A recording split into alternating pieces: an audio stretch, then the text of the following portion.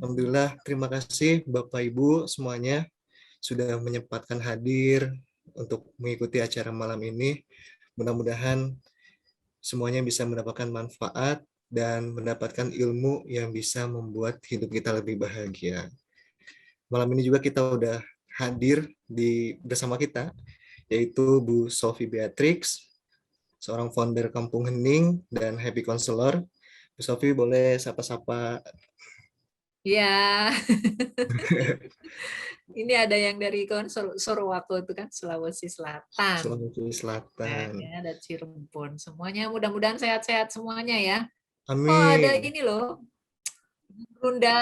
Gurunda ini Bu Nina Marlina. Wah, Bu Nina Marlina hadir juga. Apa Seorang happy counselor. Fasilitatornya Mbak Irma ini mau memantau. Mentor. Kemudian hadir juga bersama kita Kang Zen Permana. Wah, beliau seorang akademisi psikologi dan happy counselor. Jadi Ketua alhamdulillah PPKI. Ya, ketua dari Perkumpulan Praktisi Konseling Indonesia. Ya. PPKI. Sudah hadir di tengah-tengah kita semua, alhamdulillah. Di tengah kondisi yang lagi pandemi ini, Allah masih memberikan kita kesehatan, alhamdulillah, sehingga bisa bertemu malam ini.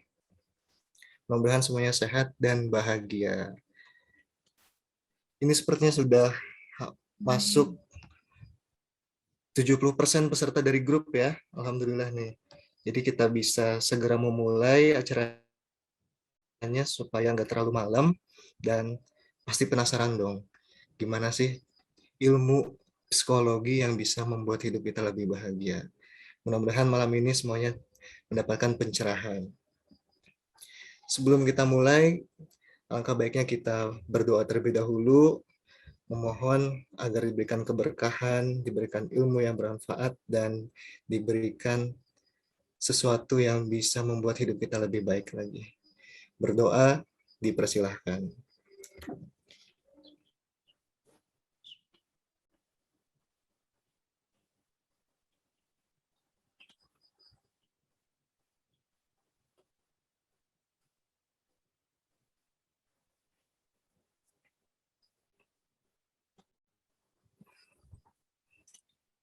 Terima kasih, berdoa selesai. Kita lanjut langsung aja ya. Ini muka-mukanya udah penasaran banget nih, pengen belajar. Muka-muka pembelajaran, kita langsung aja ke acara inti dari pembicara pertama, yaitu Irma Yunita. Dipersilahkan. Yeay. Aplaus dong. Boleh tepuk tangan yang meriah. Saya di sebelahnya. Jadi grogi. Assalamualaikum warahmatullahi wabarakatuh. Selamat datang teman-teman yang udah menyempatkan hadir di Zoom kali ini yang dalam masa pandemi ya. Tadi ada yang di chat di grup katanya sibuk ngurusin obat untuk pasien. Masya Allah, semoga semuanya sehat-sehat ya. Terus selamat datang Bunda Sophie yang udah rela menemani kita di sini, meluangkan waktu yang sangat padat jadwalnya Bunda, Masya Allah. Founder dari Kampung Hening ini ya teman-teman. Terus ada Kang Zen, guru saya, akademisi psikologi yang pasiennya, kliennya udah banyak ribuan, Masya Allah. Terus ada Bunda Nina ya, mentor, best mentor,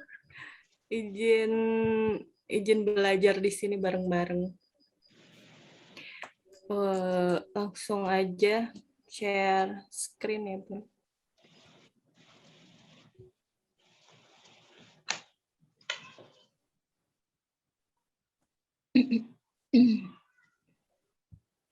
Nah, ini malam ini kita akan belajar tentang pentingnya belajar psikologi untuk hidup lebih bahagia. apa sih sebenarnya psikologi? Sebelumnya kenalan dulu ya. Nama saya Irma Yunita, sebagai happy counselor dari Kampung Hening dan diamanahi sebagai IO Kampung Hening cabang Cirebon. Insya Allah nanti akan ada event-event dari Kampung Hening yang diadakan di Cirebon. Seperti itu. Nah ini, setiap orang pasti memiliki masalah gitu ya. Begitupun saya. Kayaknya kamu mah baik-baik aja gitu ya, tapi gimana bisa orang bisa nilai dari luar, tapi di dalamnya itu ruwet banget. Kayaknya di sini juga ada teman saya yang tahu masalah saya segimana dulunya, punya masalah yang sangat berat. Ada stres, masalah trauma, dan masalah semua emosi negatif yang pernah saya dapetin waktu itu saat itu. Dan nggak tahu lah, pokoknya sih saya tuh butuhnya apa gitu, saya tuh pengennya apa sih pas ada masalah itu tuh ya, bingung aja, namanya juga ya bingung, stres, dan pengen ngungkapinnya juga susah gitu, ruwet gitu. Jadi ada sesuatu yang apa ya, jadi alternatifnya saya waktu itu tuh curhatnya lebih banyak curhatnya ke Allah gitu tuh. Ya Allah, saya tuh butuh ini. Dan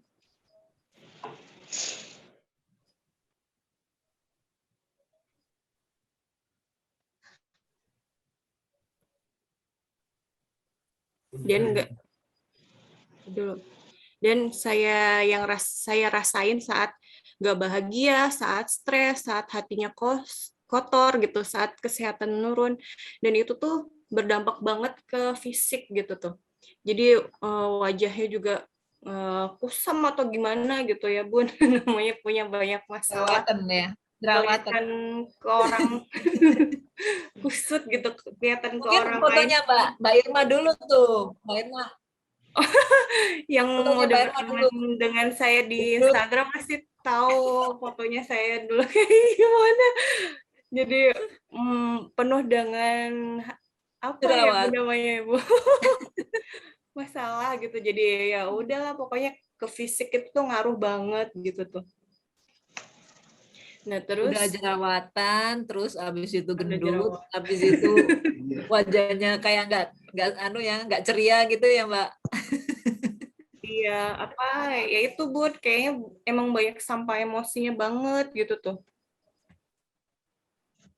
Ternyata saat banyak masalah itu ya emang butuh orang lain buat kita curhat gitu, orang yang bisa menerangi hati. Jadi selain ke Allah juga, ya ke Allah tuh minta petunjuk gitu sebagai wasilahnya. Dan kita tuh ternyata tuh nggak, maksudnya perlu juga gitu orang yang ngasih masukan gitu, ngasih wejangan-wejangan, atau pokoknya ngasih solusi gitu ya minimalnya. Nah terus, tapi nggak gampang tuh Bu nemuin orang yang tepat jadi tempat curhat itu tuh.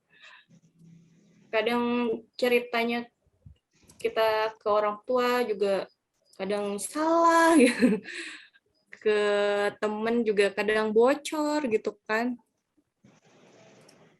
Nah, malah jadi kalau kita jadi salah tempat curhat malah jadi nambah masalah, jadi disepelekan, nggak didengerin, nggak dipahami. Malah ada jadi yang jadi kompor gitu tuh Gun, memperkeruh keadaan. Teman-teman pernah nggak sih kayak gini?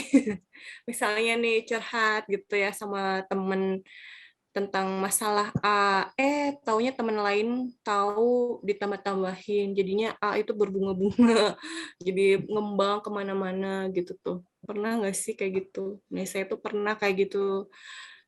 Terus ya orang yang dicurhatin tuh malah kena efek negatifnya dari kita, nggak mau curhat sama apa, dapet curhatan kamu mah jadi aku yang riweh atau aku yang pusing, ikutan pusing gitu tuh.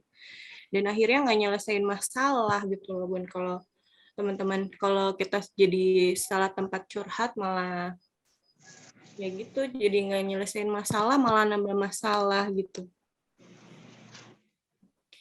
Jadi waktu ada ya waktu cerita dulu ya Bun, saya kan pernah berpisah atau cerai dengan suami gitu tuh. Jadi curhat salah gitu, kadang malah disepelein, apa sih gini-gini katanya gitu. Jadi nggak menyelesaikan masalah yang saya hadapi gitu tuh. Nah, terus alhamdulillah ya atas izin Allah saya dipertemukan dengan Kampung Hening. Di sini saya curhat tentang masalah-masalah saya dan menemukan rasa yang berbeda.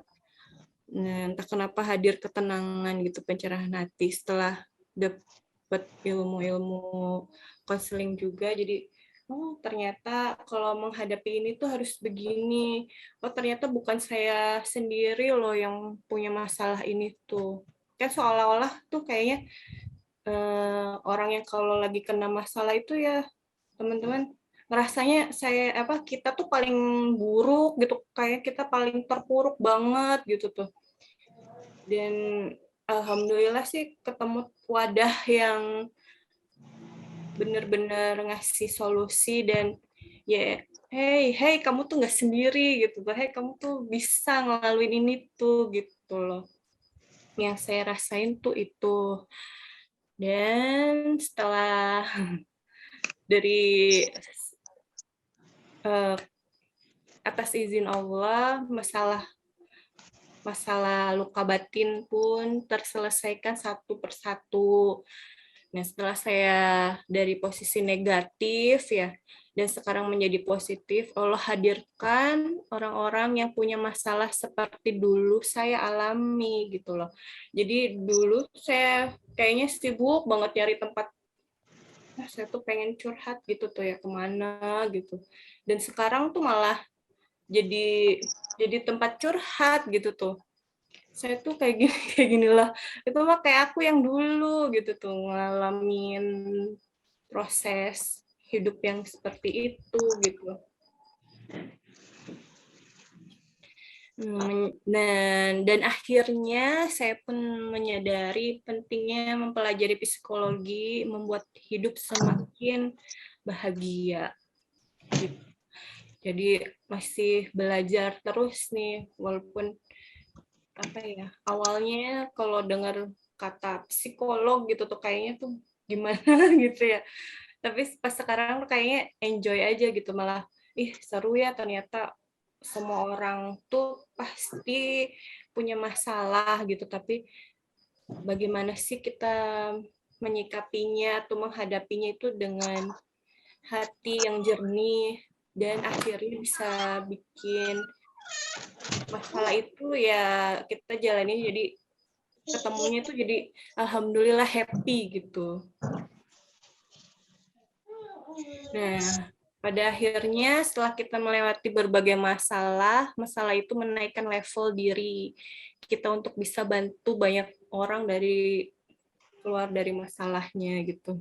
Nah, ini foto waktu saya ikut kelas Happy Counselor sama Bunda Sofi dan Kang Zen. Di situ banyak banget yang saya dapetin, Masya Allah. Jadi yang tadinya merasa diri yang paling banyak masalah gitu, jadi sekarang malah pengen sih gitu. Kayaknya banyak nih Irma-Irma dulu, Irma-Irma episode dulu yang perlu saya bantu gitu tuh. Banyak orang yang kayak saya yang dulu gitu mungkin perlu perlu waktu untuk bercerita gitu, menyelesaikan luka batinnya.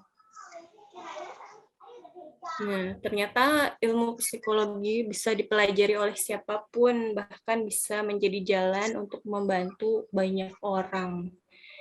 Gitu, teman-teman. Jadi, latar belakang kita apapun, ya kita sebagai orang tua, kita sebagai anak, kita sebagai teman, juga kayaknya wajib banget punya ilmu psikologi ini gitu tuh ya. Jadi biar bisa memahami banyak orang di sekeliling kita gitu. Dan kayaknya lebih afdol kita belajar lagi. Kayaknya ini udah selesai. Gitu. Jadi kita teman-teman ayo belajar ilmu psikologi. Kayaknya banyak deh di sekeliling kita juga yang perlu kita gitu. Nanti lebih lanjutnya kita belajar sama Bunda Sofi dan Kang Zen. Itu ya teman-teman. Yeay, tepuk tangan dulu dong. Terima Keren, kasih keren. Mbak Irma atas sharingnya yang berbaginya. Mungkin teman-teman dari kita ada yang mengalami masalah yang sama gitu. Bahkan mungkin lebih berat lagi. Setiap orang pasti punya masalah. Dan setiap orang yang punya masalah tentu ingin keluar dari masalahnya dan hidup lebih bahagia. Nah, Mbak Irma ini salah satu contoh.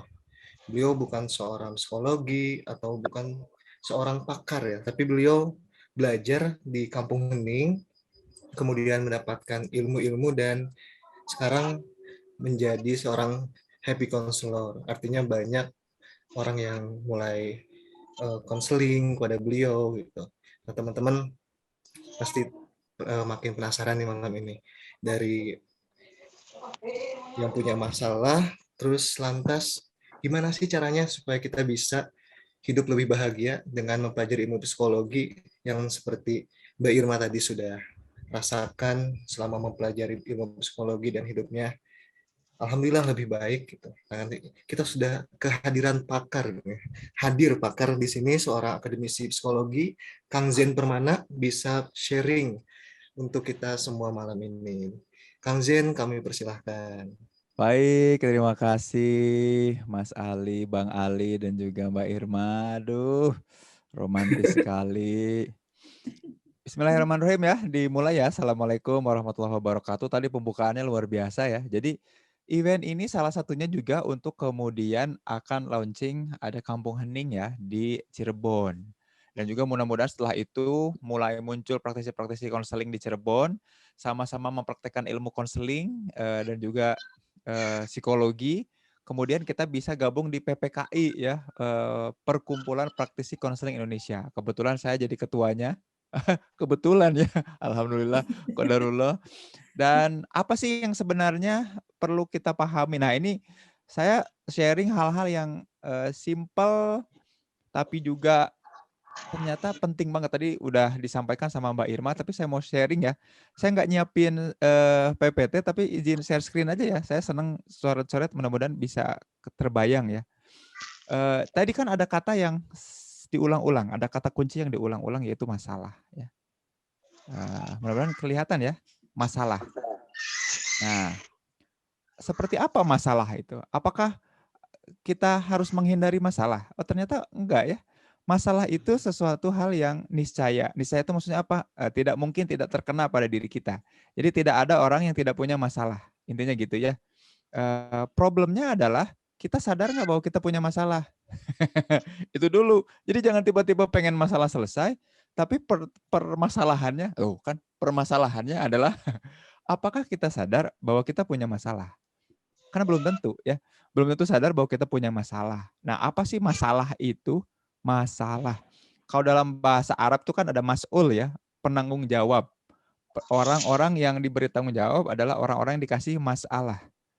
Orang yang kan ya, orang yang dikasih tanggung jawab adalah mas'ul. Apa isi tanggung jawabnya? Ya masalah. Jadi jadi ada hadis bagus tuh dari Rasulullah SAW. Kullukum ro'in wa kullukum mas'ulun. Setiap kamu adalah pemimpin dan setiap pemimpin akan mas'ul, dimintai pertanggungjawabannya. Atas apa? Atas permasalahan.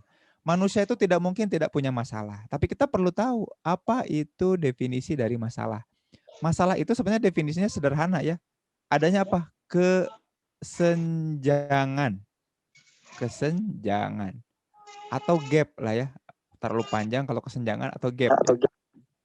Kesenjangan antara apa dan apa? Kesenjangan antara keinginan ya keinginan, want, atau ingin aja kali ya. Ingin, antara ingin dengan sesuatu yang nyata. Ya. Nah, kalau ada kesenjangan, maka pasti masalah. Jadi kesenjangan antara keinginan dengan kenyataan itu jadi masalah. Ya. Nah, apa yang perlu kita atasi? Nggak ada yang perlu diatasi sebetulnya ya. Di awal-awal ini yang perlu kita lakukan, perlu ketahui adalah sadar bahwa terjadi kesenjangan. Sadar dulu. Jadi sebelum kita mengantarkan kenyataan ini supaya sesuai dengan keinginan, maka yang perlu kita lakukan pertama kali adalah sadar dulu. Seringkali orang-orang tuh nggak sadar bahwa dia punya masalah.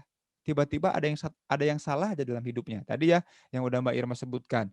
Tiba-tiba merasa gelisah, tiba-tiba merasa cemas, kok nggak enak perasaan, kok tiba-tiba pusing, kok perut rasanya gampang mual, kok muak tiap melihat apa dan siapa gitu ya. Itu dari mana awalnya?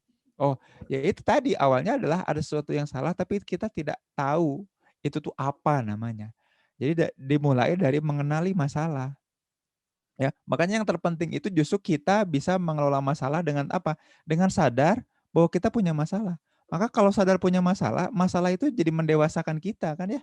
La yukallifullahu nafsan illa wus'aha, ya gitu. Orang jadi sadar bahwa dia punya masalah dan bisa menyelesaikan permasalahan. Jadi dengan kesadaran ini kita bisa menyelesaikan masalah. Ah, itu idealnya. Lalu poinnya di mana belajar psikologi? Ya, itu kan outputnya ke situ ya. Jadi kebanyakan orang butuh bisa menyelesaikan masalah. Apa masalahnya? Ada keinginan yang tidak sesuai dengan kenyataan. Inginnya kaya tapi belum, gitu ya. Inginnya bisa closing, kejual banyak tapi belum, gitu ya. Inginnya punya pasangan, punya calon suami, punya istri tapi belum. Inginnya masuk surga, belum, gitu ya. Inginnya sehat, ternyata kena kan gitu ya. Semua permasalahan itu dimulai dari kesenjangan, ya. Jadi keinginannya apa, kenyataannya apa. Oh, Kang kalau gitu ya udahlah, aku nggak usah punya keinginan aja nggak apa-apa. Ya nggak usah hidup ya, nggak mungkin orang nggak punya keinginan. Nah, maka masalah itu akan jadi siklus dalam kehidupan kita. Kita akan senantiasa dikasih masalah. Cuman masalah orang pada akhirnya beda-beda ya. Level masalah orang beda-beda. Ada level masalah tinggi, semakin tinggi level masalahnya, semakin tinggi berarti level kepribadian atau kedewasaan seseorang ya gitu ya. Ada orang yang masalahnya tuh urusan perut aja, urusan duniawi aja. Ada yang masalahnya ini negara sedang gawat. Kan beda pemikirannya. Beda juga apa yang dititipkan pada orang-orang tersebut ya. Orang yang mikirin diri sendiri, mempermasalahkan diri sendiri, akan dikasih amanah yang beda dengan orang yang mikirin orang lain. Nah, kita kapan-kapan ngomong detail soal masalah itu. Yang mau saya bahas sedikit kemudian adalah di mana posisi psikologi di sini. Ah, ini yang menarik ya. Ada dua ilmu. Jadi psikologi itu muncul gara-gara satu ilmu. Ilmunya namanya fisika. Atau kalau dalam bahasa Inggris itu kita tulis dengan tulisannya kayak gini. Physics. Physics. Ilmu tentang semua hal yang ada wujudnya. Namanya physics atau fisika. Maka dokter zaman dulu tuh disebutnya physician. Kenapa physician? Karena melihat sesuatu yang ada wujudnya. Kira-kira daging ada wujudnya kan gitu ya. Ada bentuknya aja. Physics. Dan tahun itu, abad 18, abad 19, orang tuh menggandrungi ilmu fisika. Jadi orang pintar adalah orang yang ahli ilmu fisika. Maka orang itu kemudian mempelajari apa di physics? Mempelajari apa yang natural, apa yang alamiah dari aspek-aspek fisik. Makanya kita mulai ada hukum gravitasi, termodinamika, kekekalan energi gitu ya. Saya lagi mempelajari entropi, hukum diam, hukum relativitas, kan kayak gitu. Semua kita dapatkan. Jadi alamiahnya manusia itu nggak bisa nembus tembok gitu ya. Kalau dipukul sakit kan gitu ya. Terus makanya kita ada hukum Faraday ya. Hukum Faraday itu kalau kita pengen tidak banyak masalah katanya ya, jangan kebanyakan gaya ya. Gimana cara nulisnya ya? F itu sama dengan P bagi A kalau nggak salah hukum Faraday itu ya. Tekanan dibagi area. Jadi gaya itu adalah tekanan di bagi area. Ya. Kalau nggak mau, kalau tekanannya banyak, mungkin area pergaulan kita kurang tinggi, gitu. Atau kebanyakan gaya kitanya, gitu ya. Makanya kalau kita pengen meredakan tekanan, terhindar dari masalah, maka harus memperluas area pengaruh kita. Itu kan hukum-hukum fisika. Hukum-hukum fisika ini kemudian dipelajari dan orang-orang jadi gandrung sama fisika ya. Mulai dari Newton, ada Einstein dan macam-macam gitu. Fisika. Tapi kemudian orang memprotes. Ngapain sih kita ngomongin yang fisik-fisik yang ada bentuknya? Di mana perasaan? Oh, gitu ya. Di mana pikiran? Maka orang mulai mempelajari sesuatu yang lawannya fisik. Jadi kalau tadi itu fisik ya. Tadi kok nggak muncul ya? V6 kita versuskan. Orang jadi nyari namanya psyche. Fisik versus psikis. Nah, mulai muncul psikologi itu baru-baru tuh tahun 1896. Bapak Ibu kawan-kawan sekalian ya. Ternyata ada hal-hal yang non fisik yang nggak kelihatan itu ternyata ngaruh dalam kehidupan kita gitu. Nah, makanya psikologi itu sebetulnya ilmu apa? Nah, psikologi itu adalah ilmu yang mempelajari perilaku manusia dan proses mental. Nah, lawannya fisik itu kan mental ya. Jadi kita tuh lagi mempelajari perilaku manusia. Kenapa ya? Dia kok kalau jalan kayaknya agak jinjit. Gitu ya. Tidak melibatkan tumit. Kenapa ya perilakunya kayak gitu? Gitu. Kenapa kalau perilakunya orang A beda dengan orang C gitu ya? Kenapa sih kalau orang Sunda misalkan ngomongnya tuh muter-muter dulu, kemana-mana dulu, nggak langsung to the point? Nah, karena memang ada turun-temurun ada perilaku yang diwariskan namanya malapah gedang. Gitu ya. Malapah gedang tuh muter-muter dulu. Beda sama orang Sumatera ya. Yang ya to the point aja, maksudnya apa mau kemana kan gitu ya. Nah, maka ini psikologi mempelajari perilaku manusia dan proses mental.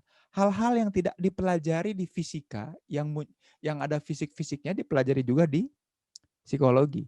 Jadi psikologi, nah sama seperti fisika, psikologi pun mencari apa-apa yang alamiah. Maka nyari-nyari pola. Ya, alamiahnya manusia tuh gimana sih? Gitu ya. Kan kalau fisika kan gitu ya. Kalau benda dijatuhkan dari atas, maka pasti ke bawah nggak ya? Oke, selalu kan ya. Maka kita belajar VR kuadrat ya. Ada hukum gravitasi, ada konstanta. Kita belajar itu di fisika. Nah, ada nggak ya hukum-hukum alamiah di psikologi? Nah, makanya psikologi banyak mengkonversi hukum-hukum atau prinsip-prinsip alamiah di fisika, biologi, dan kimia ya. Nanti kapan-kapan kita bahas detail ya. Nanti mungkin kita ketemuan langsung di Cirebon ya bahas hal itu ya. Termasuk juga yang dipelajari itu dicari apa sih di ilmu biasanya? Ilmu itu mau itu fisika, biologi, bahasa. Ilmu itu tujuannya 3 hal Bapak Ibu sekalian ya. Pertama, tujuan ilmu itu untuk bisa menjelaskan. Ya. Kenapa sih begini? Kenapa sih begitu? Menjelaskan. Tujuan ilmu itu untuk menjelaskan. Setelah menjelaskan tujuannya apa? Untuk memprediksi. Saya contohkan misalkan, kenapa sih hujan? Ya. Kenapa sih hujan? Jadi orang purba zaman dulu menjelaskan hujan melalui mitologi atau mitos. Oh, si air ini mirip air mata yang turun dari mata saya. Sepertinya ada makhluk besar di luar sana yang sedang menangis ketika hujan. Penjelasannya kayak gitu. Ya, penjelasannya seperti itu. Jadi orang menjelaskan hujan adalah dengan mitologi bahwa ada dewa yang sedang menangis gitu, hujan. Nah, kemudian bisa memprediksi itu dari ilmu itu. Oh, kalau misalkan mendung berarti akan hujan ya. Baru sekarang kita ketahui ya hukumnya bahwa hujan itu hasil kondensasi awan berdasarkan uap air dari laut yang diangkat ke langit, terus kondensasi diantarkan oleh angin ke daratan, lalu memberat lalu muncul hujan. Ya bisa dijelaskan. Lalu kita bisa memprediksi hujan. Kalau mulai mendung, awan berarak-arak, kemudian akan turun hujan. Dan ketiga, mengontrol fungsinya. Mengontrol atau mengendalikan. Kalau hujan ngapain? Ya pakai jas hujan dong. Kalau hujan gimana? Ada pawang hujan. Mulai gitu ya. Gara-gara sains kita bisa menjelaskan, memprediksi dan mengontrol. Masalahnya, Bapak Ibu sekalian, kalau hal-hal fisik, kita bisa jelaskan prediksi dan kontrol, hal-hal psikologis pernah nggak Bapak Ibu sekalian niatkan seriusi untuk kontrol? Halo? Ya, wah ada suara tapi screen nggak kelihatan. Kok bisa ya? Kelihatan kok. Mungkin di handphone. Kalau di handphone berarti tinggal digeser-geser berarti ya. Kalau di handphone biasanya gitu, nggak ngelihat ke arah screen ya. Jadi saya ulangi lagi ya, saya lanjutkan nih. Fungsinya ada 3 ya, ternyata ilmu itu. Jadi fungsi science atau ilmu ya, science atau ilmu itu 3 ini Bapak Ibu sekalian. Jadi kalau Bapak Ibu disebut berilmu adalah Bapak Ibu yang mampu menjelaskan sesuatu, mampu memprediksi sesuatu, mampu mengontrol. Maka menjadi orang tua, menjadi ayah atau ibu yang ilmiah, yang berilmu, adalah ayah dan ibu yang bisa menjelaskan kepada anak-anaknya sebuah konsep. Hati-hati ini para ayah dan para ibu yang bilang gini ke anaknya, tanya mama. Berarti bapaknya tidak bisa menjelaskan. Pah, dari mana asalnya hujan? Jangan tanya papa, tanya mama. Oh, itu berarti bapaknya tidak berilmu, karena nggak bisa menjelaskan. Gitu ya. Nah, pertanyaannya, bisakah kita menjelaskan, memprediksi, dan mengontrol yang ini nih Bapak Ibu sekalian? Perilaku dan proses mental kita. Ayo, bisa nggak kita menjelaskan kenapa kita marah? Bisa nggak? Kalau penjelasannya nyalahin orang lain, nyalahin situasi, itu lagi nggak berilmu, lagi nggak bisa menjelaskan diri. Nah, maka butuh ilmu psikologi. Itu ya. Kalau ternyata tahu aku marahnya karena aku yang apa tadi, punya keinginan apa, tapi ternyata kenyataannya tidak seperti apa. Tapi nggak bisa memprediksi rasa marah. Oh, gitu ya. Artinya butuh ilmu psikologi. Bisa menjelaskan, bisa memprediksi ketika marah akan menghancurkan barang, tapi tidak bisa mengendalikan rasa marahnya. Berarti Bapak Ibu butuh ilmu psikologi. Jadi siapa yang butuh ilmu psikologi? Semua manusia. Apakah hanya psikolog? Tidak. Gitu. Mudah-mudahan sampai sini jelas dulu ya. Betapa pentingnya mempelajari ilmu psikologi, karena dia bagian ilmu yang sangat krusial ya, atau sangat vital. Vital itu kan bahasa Yunani artinya hidup. Dia menghidupkan diri kita. Orang yang tidak bisa menjelaskan perilakunya, tidak bisa menjelaskan proses-proses mental yang terjadi pada dirinya, bingung. Gimana mau menyelesaikan masalah kalau sadar masalah pun tidak. Maka sesuatu yang tidak bisa disadari, tidak mungkin bisa dikendalikan, Bapak Ibu sekalian ya. Tolong ulangi kata-kata saya, Bapak Ibu sekalian ya. Sesuatu yang tidak kita sadari, tidak mungkin ada dalam kendali. Yuk sama-sama ulangi ya. Sesuatu yang tidak kita sadari, tidak ada dalam kendali. Tidak mungkin ada dalam kendali. Ya, kalau kita nggak sadar kita punya motor, mana mungkin kita bisa naik motor. Orang nyadar aja punya motor, enggak kok. Kalau kita nggak sadar apa potensi kita, mana bisa kita gunakan potensi kita itu untuk apa namanya? Untuk mengoptimalisasi gitu ya.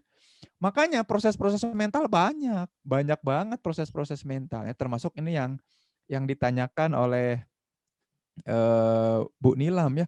Bagaimana mengukur kebahagiaan dan cinta? Itu apa proses mental kan ya?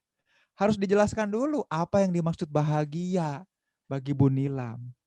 Bagaimana Bu Nilam selama ini memprediksi bahagia? Bisa nggak mengontrol kebahagiaannya?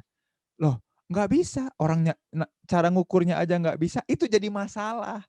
Makanya Bu Nilam perlu belajar psikologi gitu.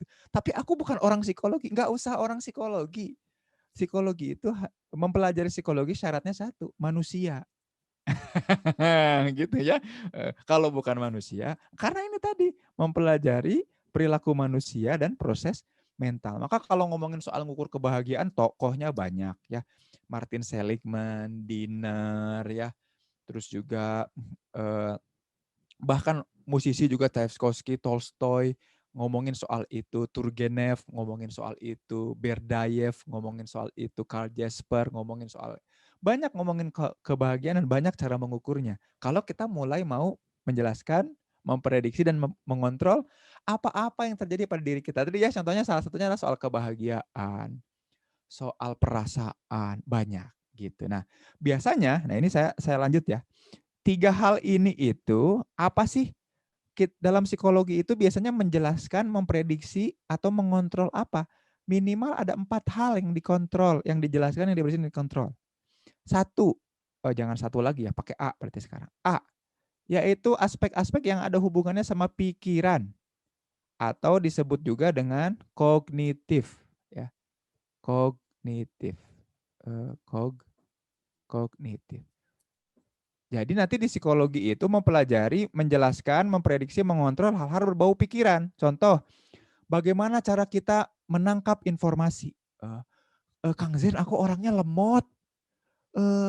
Susah lupa, susah ingat, gampang lupa. Itu dijelaskan, diprediksi dan dikontrol lewat ini aspek kognitif dalam diri seseorang. Gitu ya. Bukan cuma menangkap informasi tapi memprosesnya, menyimpannya. Jadi kalau ibarat laptop, otak kita kan laptop itu dibangun untuk menduplikasi kinerja otak ya. Maka cara otak itu kan membuka operating system, membuka program, menjalankan aplikasi, menyimpan file, membuat folder. Itu tuh fungsi kita, fungsi memori. Maka pikiran ngomongin itu. Yang kedua adalah fungsi namanya perasaan atau afeksi. Dari mana datangnya cinta? Dari sawah turun ke kali, katanya gitu ya. Dari mata turun ke hati. Kan gitu katanya perasaan. Tapi seperti apa perasaan? Dari mana muncul rasa jijik? Itu namanya perasaan atau afeksi gitu ya. Yang C adalah motivasi atau konatif. Kenapa sih orang ada yang mager? Kenapa orang termotivasi dan terdorong untuk melakukan sesuatu? Jadi ada orang yang diajak A nggak semangat, tapi diajak B semangat banget. Kok bisa semangatnya orang, motivasinya orang beda?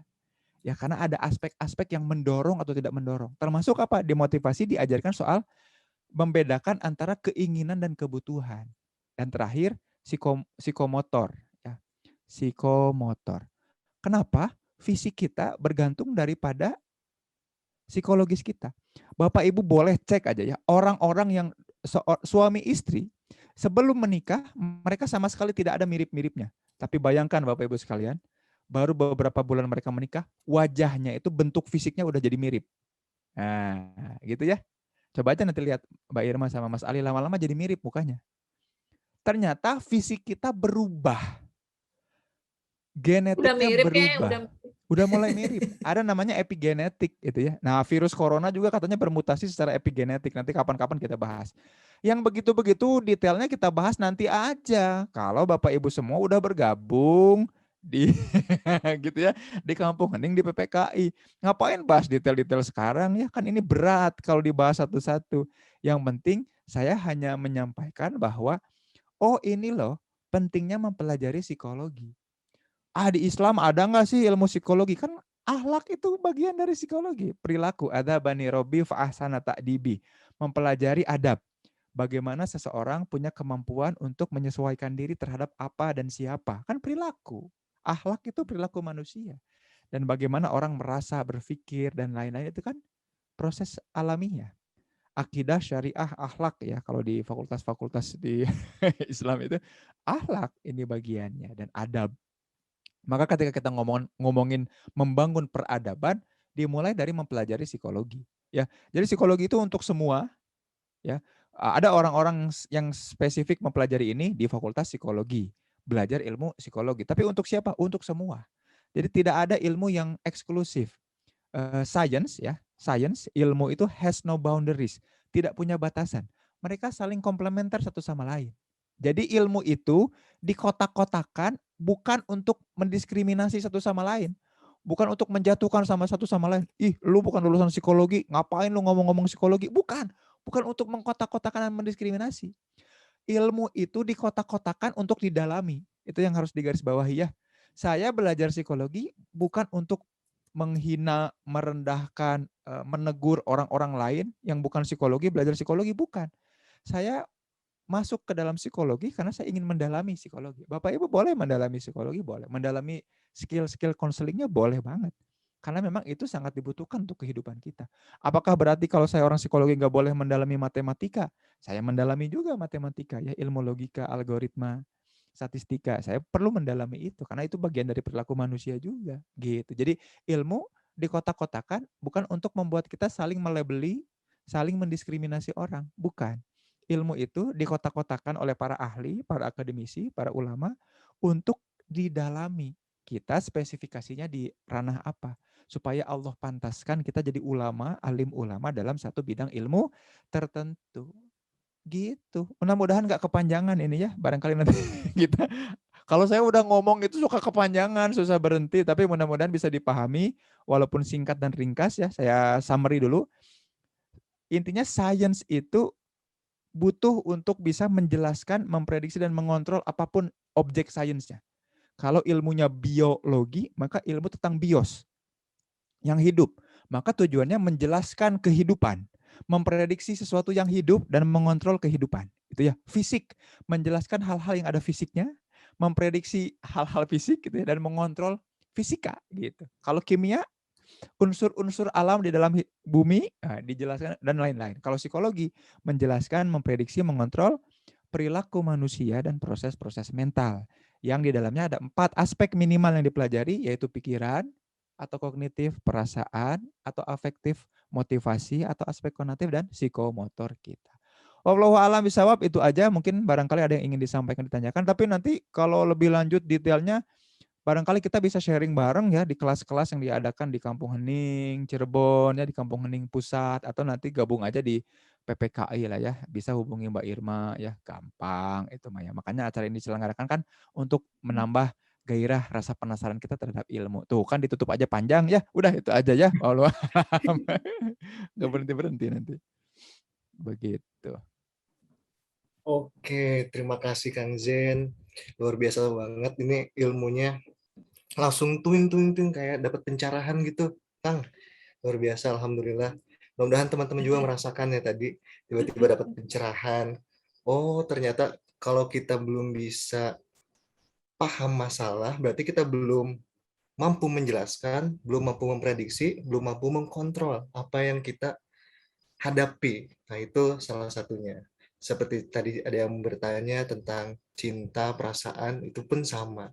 Ternyata kita belum mampu menjelaskannya.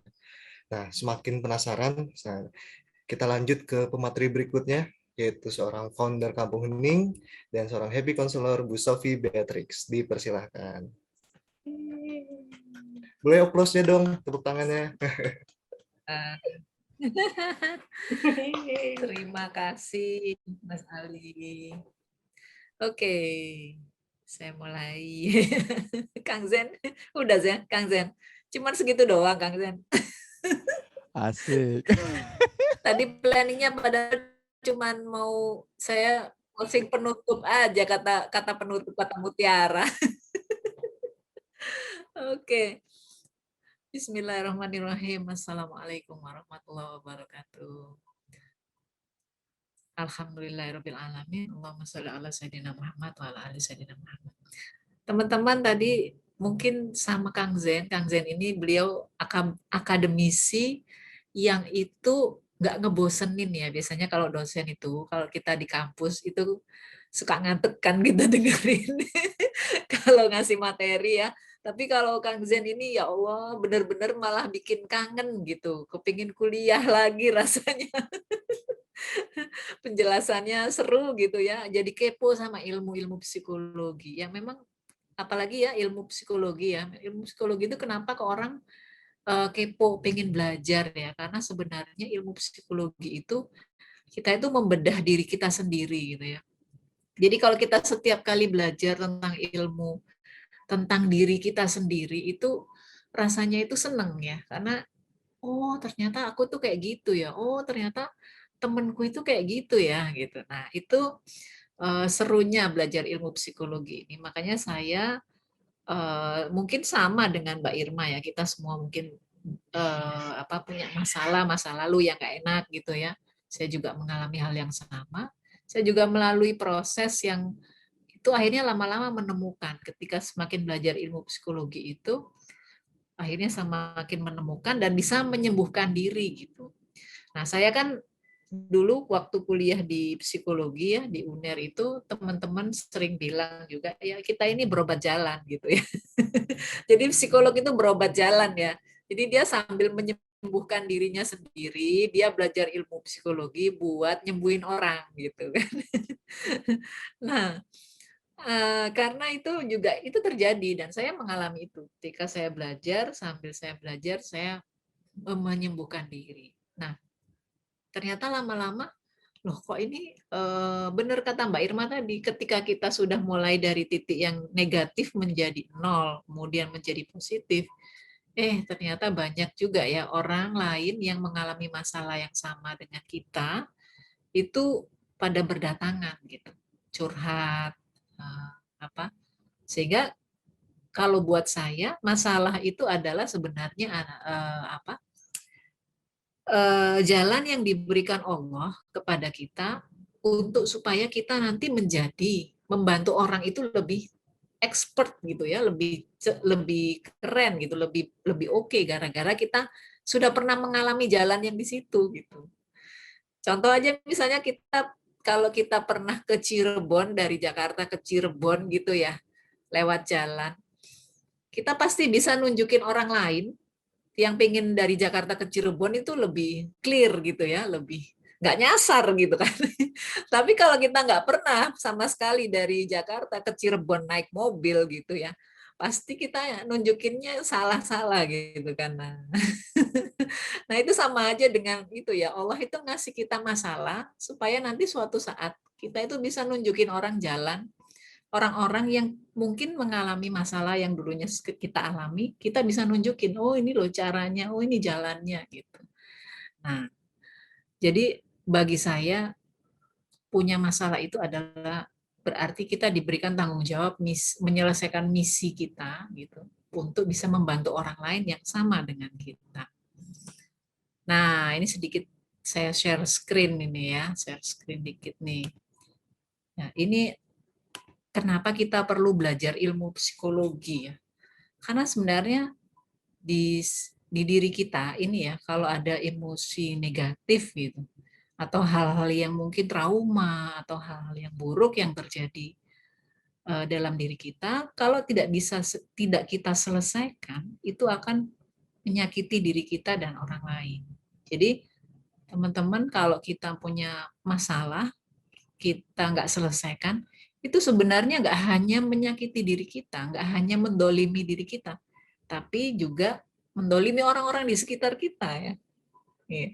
Nggak percaya, ini contohnya nih, kalau misalnya nih, waktu masih kecil dulu kita itu dimarahin terus gitu ya. Oh, mungkin orang tuanya marahin terus anaknya gitu ya. Maka ketika dia dewasa, dia membawa luka. Orang tua yang mukulin anaknya misalnya, suka KDRT gitu, maka dia besarnya akan suka mukulin orang kan gitu ya. Jadi dia juga menjadi sumber masalah bagi orang lain kalau masalahnya itu tidak diselesaikan atau tidak dituntaskan. Ya. Ini salah satu gambar yang ada di buku saya The New Me ya, buku self healing untuk ya semua orang pasti kadang-kadang pengen curhat ke orang lain, tapi kadang-kadang ingin menyimpannya sendiri. Nah, dia bisa melakukan self healing. Di sini bukunya teman-teman bisa melakukan self healing juga melalui buku The New Me. Nah, ini salah satu ceritanya seperti ini. Ya. Jadi ketika kita mengalami luka batin, maka orang-orang di sekitar kita itu juga akan mengalami luka batin. Ketika kita sembuh, orang-orang di sekitar kita sembuh gitu ya. Nah, namanya itu apa? Toxic relation ya, Kang Zen ya. Toxic relation. Nah, kemudian kenapa kok luka batin itu harus disembuhkan ya? Atau harus kita kita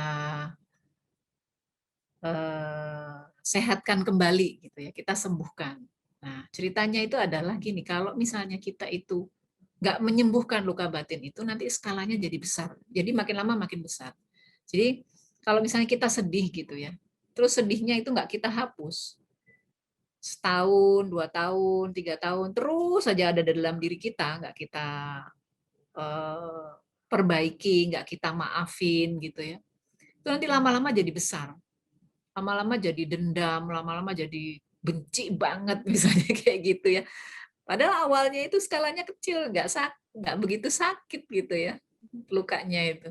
Tapi karena dibiarin, lama-lama jadi gede. Apalagi tuh ada tadi kayak Mbak Irma bilang tuh, ada yang ngompor-ngomporin, ada yang ini, ada berita yang masuk ini. Ah, itu mah makin lama makin jadi gitu.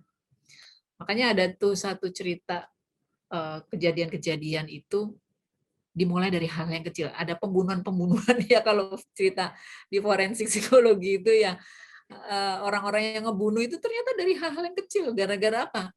Gara-gara dimarahin, nah, misalnya gitu. Gara-gara dihina sekali gitu. Dia bisa ngebunuh. Kenapa? Karena luka batinnya itu dipelihara.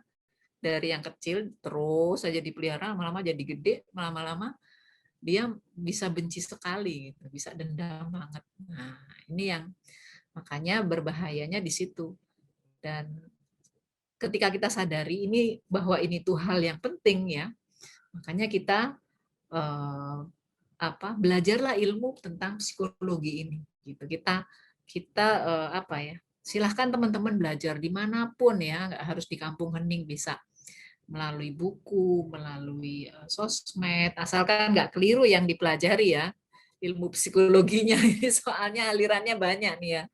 Ilmu psikologi sendiri banyak alirannya nih. Ada yang ateisme itu ya. Jadi setelah belajar ilmu psikologi, ada sebagian orang itu akhirnya tidak percaya pada Tuhan gitu. Banyak itu di kampus kita ya. Kalau di psikologi ini teman-teman. Nah, kenapa? Karena alirannya itu banyak, makanya perlu berhati-hati belajar ilmu psikologi. Kita harus menyaring-nyaring juga ya.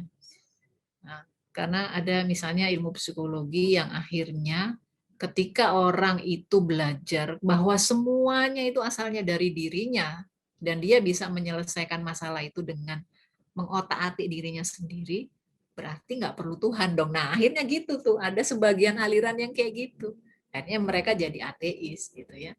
Makanya kita belajar ilmu psikologi juga perlu berhati-hati, belajar pada yang benar gitu ya, yang tidak menyesatkan. Nah, terus ada ini lagi, kenapa sih kita belajar ilmu psikologi gitu kan?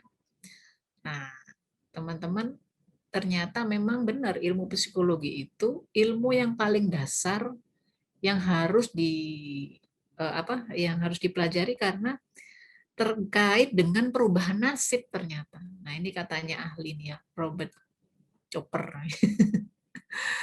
Nah, ternyata hati ini, nasib itu asalnya ya dari perasaan, dari pikiran kita. Ketika perasaan kita itu keliru, negatif, pikiran kita negatif, akhirnya tindakan kita negatif, karena tindakan kita negatif, kita jadi kebiasaan negatif. Ketika kita punya kebiasaan yang negatif, membentuk karakter yang negatif. Dan karakter yang negatif itu yang membentuk nasib yang selalu sial, yang gagal, yang hancur gitu ya. Itu asalnya dari perasaan dan pikiran. Gitu. Nah, sebaliknya juga ketika perasaan dan pikirannya positif, tindakan-tindakannya positif, kebiasaannya positif, kemudian karakternya jadi positif, akhlaknya jadi akhlakul karimah. Nah, ketika akhlakul karimah atau karakternya jadi bagus, nasibnya itu jadi bagus. Ya, jadi senantiasa mendapatkan keberuntungan ya, mendapatkan keajaiban-keajaiban, mendapatkan hal-hal yang baik gitu ya. Karena dimulai dari itu tadi, ternyata dimulai dari perasaan dan pikirannya, mempengaruhi tindakannya, mempengaruhi kebiasaannya, mempengaruhi karakternya, dan akhirnya mengubah nasibnya. Makanya ilmu psikologi ini ternyata penting banget. Nah, salah satu contohnya teman-teman, kalau teman-teman sekarang ini banyak banget orang yang salah kaprah ya. Belajar ilmu sukses bisnis misalnya. Wah, gimana caranya sukses bisnis? Cari caranya, ilmu digital marketing, ilmu misalnya manajemen keuangan, manajerial dan lain-lain. Tapi perasaan dan pikirannya tidak ditata ya, tidak di mindset bisnis atau pemikiran dan perasaannya ini tidak dibenerin. Ya percuma, ilmu skill itu tadi sia-sia ya, karena semua dasarnya ini dari sini. Akhirnya apa? Udah belajar jauh-jauh tentang ilmu marketing, tapi perasaannya gampang down, gampang baper. Ya nggak akan jadi ya jadi seorang ahli marketing gitu kan, atau seorang ahli bisnis gitu. Karena semua itu dimulai dari perasaan. Nah, banyak orang yang sekarang itu salah kaprah itu tadi. Belajar banyak tentang skill, tapi tidak belajar banyak tentang ilmu perasaan dan pikiran. Padahal itu dasarnya itu ada di situ. Nah, buat yang sudah punya anak, yang sudah punya ya anak cucu ya. Nah, dalam mendidik anak, dalam mendidik ya anak-anak itu berhati-hati ya teman-teman, karena kebanyakan orang tua mikirnya gitu, wah yang penting akademisnya, wah nilainya harus sekian nih, matematika harus pinter, les matematika, les ini, les fisika apa gitu ya. Tapi unsur bagaimana mengajarkan dia untuk berakhlak yang baik, mempunyai kebiasaan disiplin misalnya ya, disiplin dia harus misalnya apa? Hormat sama orang, loving kindness gitu ya. Menjaga perasaan dirinya sendiri misalnya seperti itu tidak diajarkan, maka nanti ya nasibnya ya mungkin akan jadi orang yang sukses dalam harta dalam apa ya, tapi dia perasaan apa ini hatinya hampa atau mengalami apa ya hal-hal yang itu mungkin negatif gitu ketika perasaan dan pikirannya tidak diajarkan untuk positif gitu. Nah, ini konsepnya ya. Jadi teman-teman, kenapa perlu belajar ilmu psikologi ya seperti ini. Kang Zen kayaknya kita sama ya suka ngobrol gitu ya, nggak berhenti-berhenti. Nah, ini mungkin slide yang terakhir teman-teman.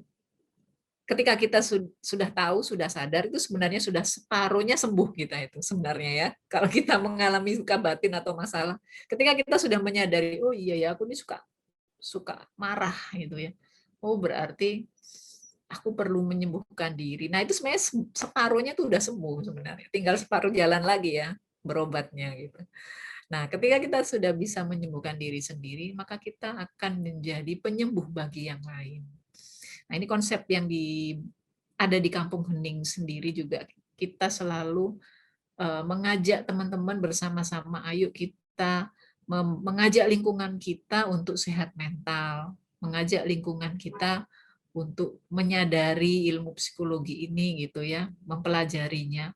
Karena ini hal yang sangat penting dan ini kalau misalnya disadari lebih banyak orang, lebih luas lagi, ini disebarkan lebih luas lagi, insya Allah Indonesia ini akan menjadi orang-orangnya menjadi orang-orang yang hebat, orang-orang yang sukses gitu ya.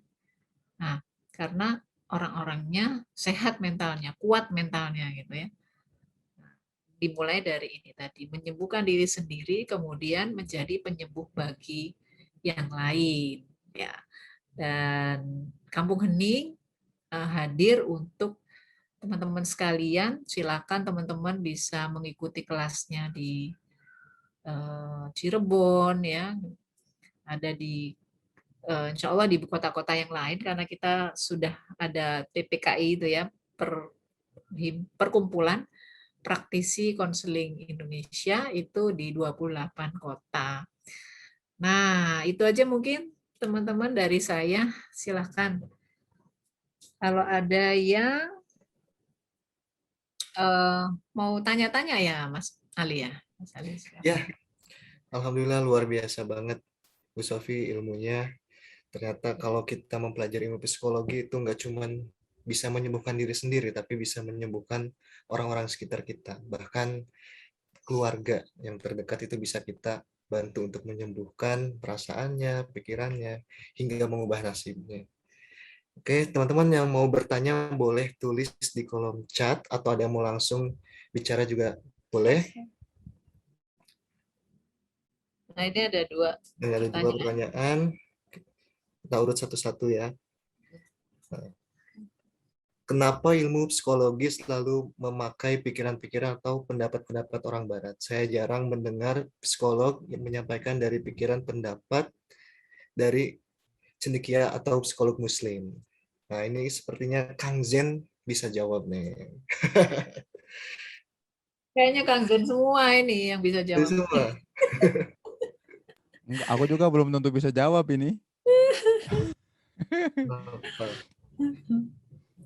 Yang ini ya, Iya. kenapa pakai menggunakan pikiran dan pendapat orang barat ya?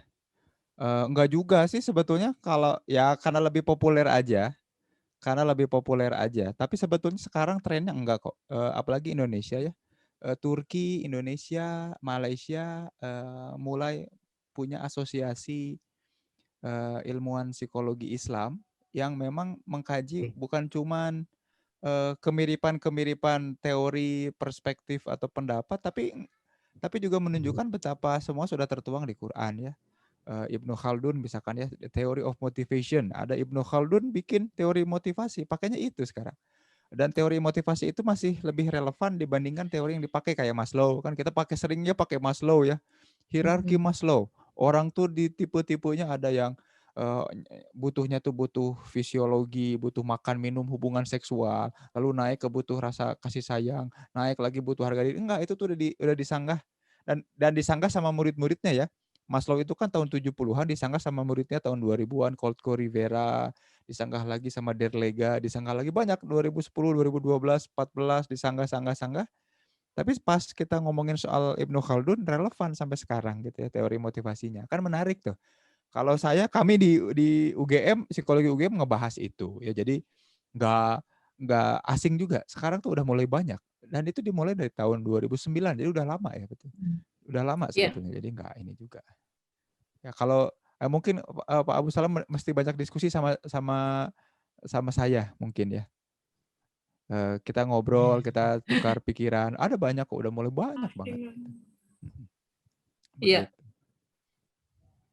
Ada Oke. juga mungkin saya bisa menambahkan sekarang itu kan malah justru yang tren itu adalah psikologi transpersonal ya, Kang ya. Psikologi transpersonal itu sudah dikenalkan untuk psikologi itu ada hubungannya dengan keterkaitannya dengan spiritual gitu ya. Spiritual. Nah, kalau di dalam Islam spiritualnya ya kepada Allah gitu kan. Dan juga kita sebenarnya di Kampung Hening juga lebih banyak mengembangkan ini. Ada juga aliran tasawuf gitu ya, psikologinya aliran tasawuf gitu ya. Jadi kayak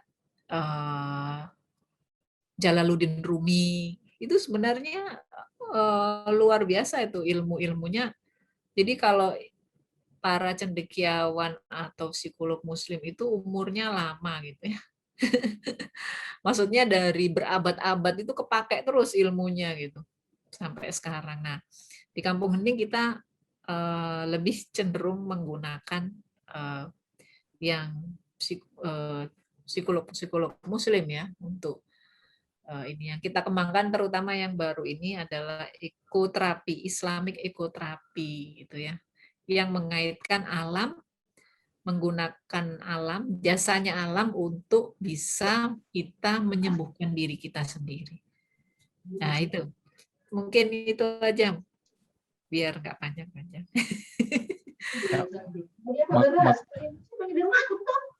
makanya ada yang namanya ini ya, makanya belajar psikologi Sufi, Pak Mas Abu Salam bisa belajar ke Bunda Sofi ya. Jadi kita manggilnya Bunda Sufi ya. Karena beliau mendalami psikologi Sufi itu di Kampung Hening itu. Pak Asep juga ya. Iya.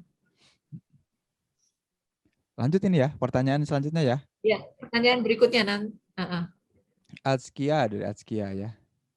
Membangun peradaban dimulai dari psikologi. Mau dijelaskan alasannya. Jadi alasan itu gini. Pas saya mengkaji literatur soal adab, kita harus punya harus menjaga adab gitu ya. Ternyata literatur itu banyak ditemukan di kitab-kitabnya Imam Syafi'i ya. Salah satunya adab menuntut ilmu, kan gitu ya, kita sering mendengar ya, belajar adab sebelum belajar ilmu. Itu banyak dikaji detail sama Imam Syafi'i. Ada lantanalul ilman illa bisyitah katanya. Tidaklah ilmu itu didapat kecuali dengan lewat 6 perkara. Itu ngomongin adab. Nah, adab itu ternyata definisinya itu adalah kemampuan. Jadi adab itu sebuah ability, kompetensi. Jadi kita bisa ngecek kompetensinya, kemampuan. kemampuan, keterampilan, kompetensi untuk menyesuaikan diri terhadap apa dan siapa. Itu namanya adab. Kalau kita lagi berhadapan sama kucing, kita diajarin bagaimana adab terhadap kucing. Ada sih rohnya, gitu ya. Menarik, kita ada pelajarannya. Ketika kita berhadapan dengan orang tua, ada adabnya. Berhadapan dengan teman sebaya, ada adabnya ya. Kalau di budaya saya di Sunda ada undak usuk basa ya. Ke orang tua seperti apa harus ngomongnya, ke teman sebaya seperti apa, ke yang lebih junior seperti apa itu ada. Nah, adab itu kan gitu ya. Keterampilan kita untuk kemampuan kita menyesuaikan diri berhadapan dengan apa dan siapa, itu beradab. Nah, maka kalau kita ingin membangun peradaban adalah orang-orang yang mampu menyesuaikan diri terhadap apa dan siapa. Nah, termasuk di Kampung Hening juga ya, kita juga mempelajari 3 channel relasi itu ya, sesama manusia, ya dengan alam dan dengan Tuhan. Kita perlu, nah itu tuh 3 adab utama kajian Imam Syafi'i, nah, psikologinya sufistik. Nah, Bunda Sofi itu yang bikin ya di Kampung Hening itu ya. Berhadapan dengan Tuhan seperti apa adabnya ya. Adab memulai dari adab berdoa, adab meminta, mindset kepemilikan, kan enak tuh. Kalau misalkan kita tiba-tiba ingin mencintai tapi ingin memiliki itu kan nggak beradab sama Allah. Kita mencintai seseorang dan membuat kita merasa berhak untuk memiliki seseorang itu. Itu adab kita terhadap sang pencipta itu tidak beradab itu. Karena kita menganggap bahwa dia itu milik kita. Contohnya anak. Apakah anak milik kita? Bukan. Dia dititipkan Allah terhadap kita. Pemiliknya siapa? Allah. Boleh nggak Allah ambil kapanpun anak kita? Jangan dulu ya. Tapi boleh. Tapi boleh. Kalau kita tidak mampu menempatkan diri kita sama Allah, nggak beradab kita. Maka layak untuk diazab. Kan gitu ya. Tidak beradab menghadirkan azab gitu. Bukan cuma ke Tuhan, tapi ke sesama manusia. Nah, relasional. Bukan cuma ke manusia, tapi ke alam. Salah satunya gara-gara corona ini barangkali muncul karena interaksi kita sama alam nggak bagus ya. Jarang bersih-bersih, jarang cuci tangan ya. Mulut droplet dibuang sembarangan gitu ya. Di jalan meludah kan gitu ya, batuk nggak ditutup ya, padahal udah ada itunya, udah ada adab-adabnya. Nah, makanya membangun peradaban dimulai dari mempelajari perilaku manusia. Perilaku manusia yang beradab seperti apa? Proses-proses mental seperti apa? Nah, itu contoh peradaban. Begitu. Mudah-mudahan gak kepanjangan ya, Azkia ya, tapi gitu intinya sih gitu. Seperti itu. Gitu, Mas Ali ada lagi nggak? Aku belum baca Oke, ini. selanjutnya untuk di kota Surabaya alamatnya di mana, Bu? Nah, Nanti Bun, di infonya mana Bun? bisa Surabaya, Bun? dari Bu Nanti Sofi. dikasih ya, ada tiga tuh ya Kang Zen ya. Mm-mm. Ada Mbak Niken, ada Mbak Oh Mayang, iya, ada iya ada Mas Bang. Sahid, pengurus-pengurusnya. Nah, alamatnya saya lupa. Nanti saya ini ya, share-kan di grup. Terus ini ada mau tanya untuk ke konselor harus sembuh diri sendiri dulu ya. Nah, ini pertanyaan silahkan dijawab. Jadi kalau mau menjadi seorang konselor apakah harus sembuh dulu gitu? Gimana Bun? Yang paling sering tuh, Bun? Yang Mbak healing. Irma gimana Mbak Irma? Gimana? Iya. Kalau jadi ini aja Bun, kalau misalnya masih punya luka batin ya nggak apa-apa, jadi belajar konselor, jadi sambil mengobati diri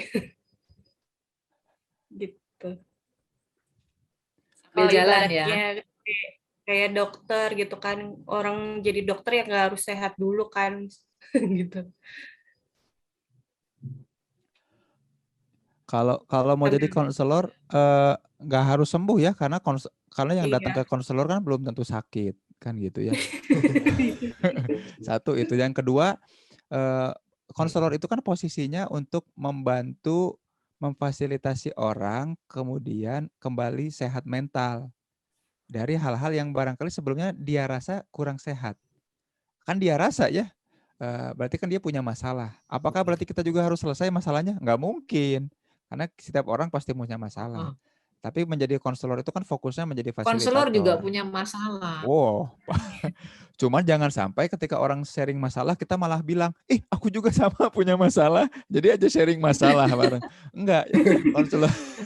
Dan itu nanti kita ajarin ya, ada tekniknya tuh ya. Hati-hati sampai jadi pasir hisap ya, ke hisap. Tapi itu juga enggak. Jadi enggak harus sembuh karena belum tentu sakit.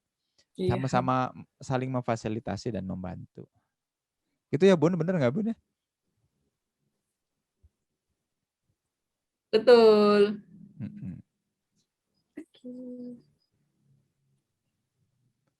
Apalagi nih? Terus Dari Berikutnya apa nih? berikutnya Roza. Untuk Bunda Sofi, tuh, bagaimana menyikapi diri kita atau orang lain sinyalnya turun. apabila sedang sakit? Terkadang di pikiran kita bisa muncul pikiran macam-macam. Bagaimana menyikapi diri kita atau orang lain apabila sedang sakit? Sakitnya sakit fisik ya? Oh, iya. Nah, iya betul, sakit fisik ini. Jadi ini memang yang terjadi pada kita ya sekarang ini, pandemi ini banyak yang sakit kan ya Kang Zen ya. Nah, sekitar semingguan yang lalu saya juga kena COVID kan. Nah, ini bisa merasakan, bisa merasakan bagaimana perasaannya saat sakit gitu ya. Ya orang yang sakit itu memang pikirannya macam-macam gitu.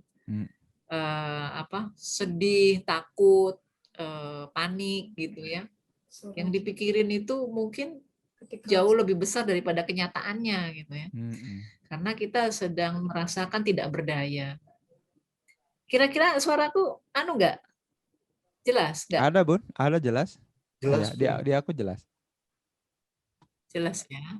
Nah, soalnya ini orangnya nge-freeze semua. Oh.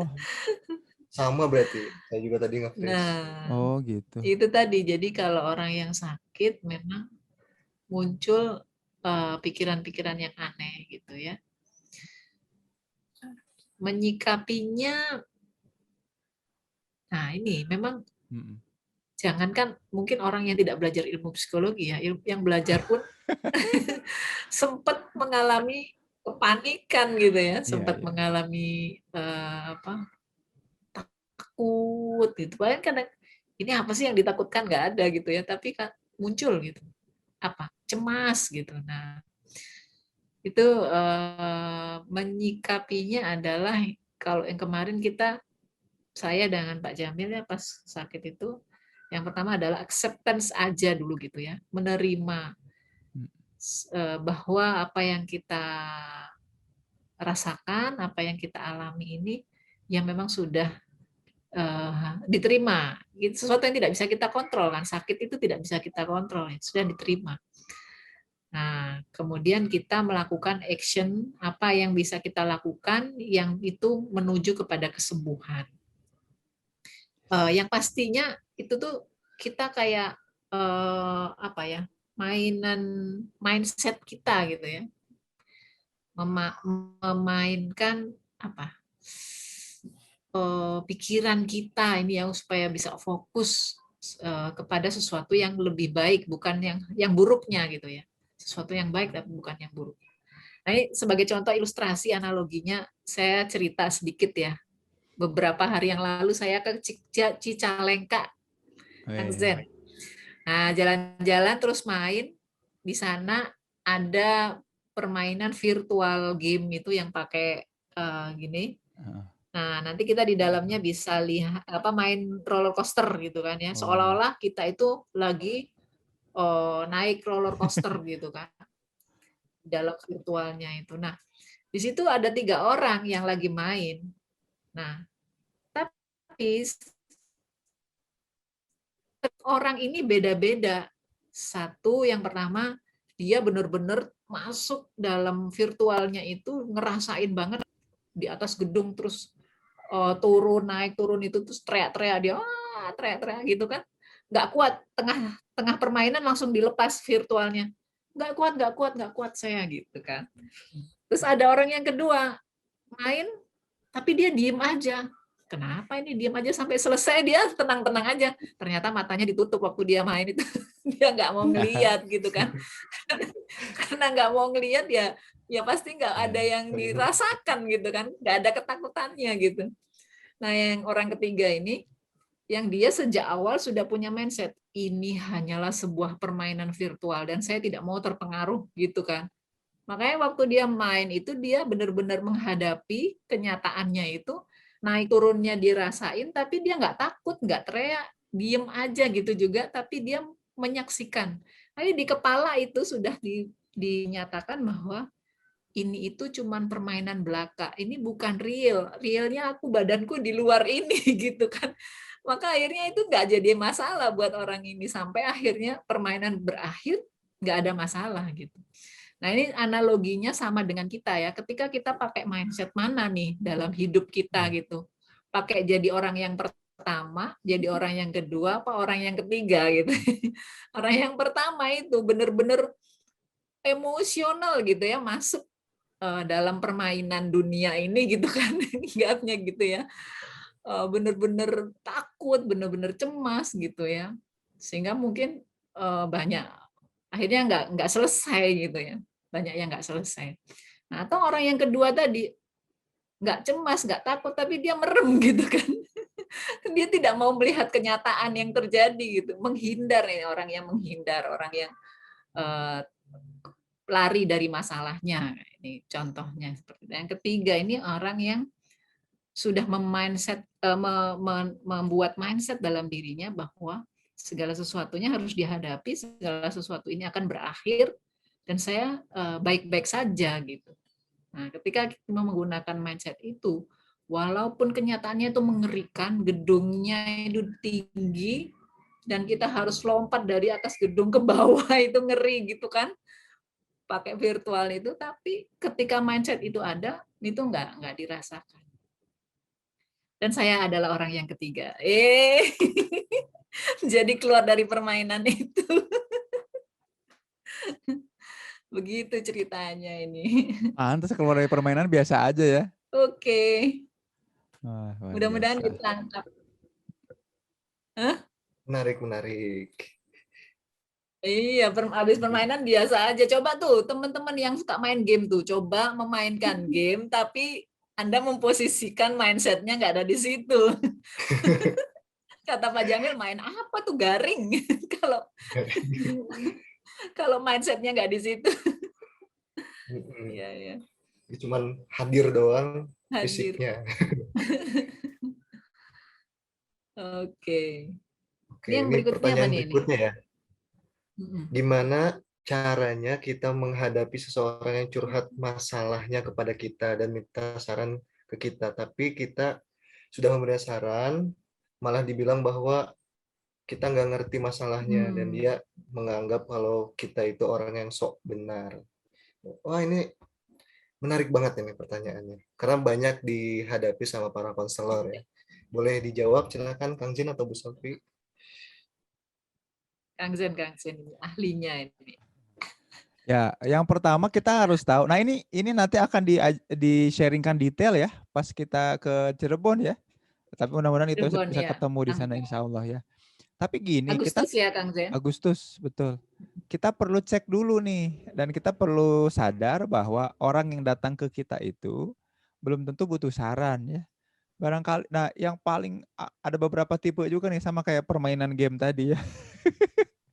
Kayak permainan virtual reality. Ada beberapa tipe juga orang yang hadir untuk curhat. Pertama, dia butuh orang untuk ngedenger, butuh tempat sampah. Jadi dia butuh buang sampah dirinya. Jadi dia punya kotoran-kotoran psikologis, kotoran-kotoran emosi, dia butuh meluapkan. Daripada ke orang lain nggak mau ngerti, ya ada kita yang bisa mendengarkan gitu ya. Jadi dia nggak butuh saran, karena kalau kita kasih saran, dia nggak butuh, dia butuh orang yang diem ngedengerin gitu. Kita perlu sadar hal itu. Makanya bisa jadi ini Kak Nabila ini lagi menghadapi orang yang ya dia memang bukan butuh saran, dia lagi pengen ngomong gitu. Tapi orang yang kayak gitu kan kadang nggak nyadar juga ya, ujungnya karena nggak enak mungkin. Jadi bisa jadi dia, nah orang yang kayak gitu tuh nyebelinnya kayak gini Kak Nabila ya, dia itu cuman butuh orang ngedengerin dia, tapi dia nggak enak nih pas udah tuntas, sampahnya udah keluar, udah kebuang, dia nggak enak ya. Makanya dia bilang, menurut kamu gimana? Itu tuh pertanyaan basa-basi. Kenapa? Karena dia nggak enak aja, udah buang sampah, takutnya yang dibuang sampahnya, si tempat sampahnya ngerasa nggak enak gitu. Gitu aja sebetulnya, itu yang pertama, tipe pertama. Nah kalau kayak gitu dibiarin aja. Eh, Kalau misalkan, makanya biasanya apa yang perlu dilakukan ketika dia selesai ceritanya, tuntas kita tanyakan, kira-kira apa yang bisa dilakukan dari kasus kamu itu? Perlu saran dari aku nggak? Atau sebenarnya udah kebayang jalan keluarnya gimana? Gitu. Kalau ternyata udah kebayang, nggak usah, ya udah. Nah seringkali mereka tuh jadi sok-sok nanya pendapat kita, ya karena nggak enak aja gitu, udah ngebuang sampah gitu, sampah-sampah psikologisnya ke kita. Itu tipe pertama. Kayak gitu kayaknya tipe pertama deh. Nggak apa-apa, cuek aja, cuekin aja. Oh iya, yang penting hadir, butuh keberadaan kita aja orang-orang kayak gitu. Begitu jawabannya kan Nabila. Nanti bisa banyak belajar tuh di Cirebon nanti. Kita ngobrolin ya. Nanti aku sharing ada beberapa tipe. Minimal ada 3 lah. 3 tipe orang curhat dan bagaimana cara menghadapinya. Terus skill apa yang harus kita punya ya. Jadi jangan sampai kita jadi punya beban gara-gara dicurhatin sama orang. Kan jadi beban ya. Aduh, aku Iya, harus iya. ngasih solusi. Siapa yang nyuruh ngasih solusi? Orang gitu cerita orang ya. Hidup orang, kenapa kita yang harus jadi pusing kan gitu. Nah, nanti ada tips ya, perjalanan dan tipsnya. Jadi tips ya, tips and triknya begitu. Nah, itu ada bagaimana cara gabung di Kampung Hening, Mas Ali? Cara gabung Mbak di Irma? Kampung Hening bisa ikut event-eventnya Kampung Hening yang diadakan di sekarang itu ada di Jakarta pusatnya maupun nanti di Cirebon. Insya Allah kita akan adakan yang terdekat di Cirebon. Kemudian lanjut ke pertanyaan berikutnya. Seru ya, kita dari pertanyaan Banyak aja banyak ilmunya gitu. Sekarang pertanyaan, nah ini, bagaimana Bagaimana cara cara manajemen pikiran kita untuk selalu berpikiran positif dan menghilangkan sifat cemas yang berlebih?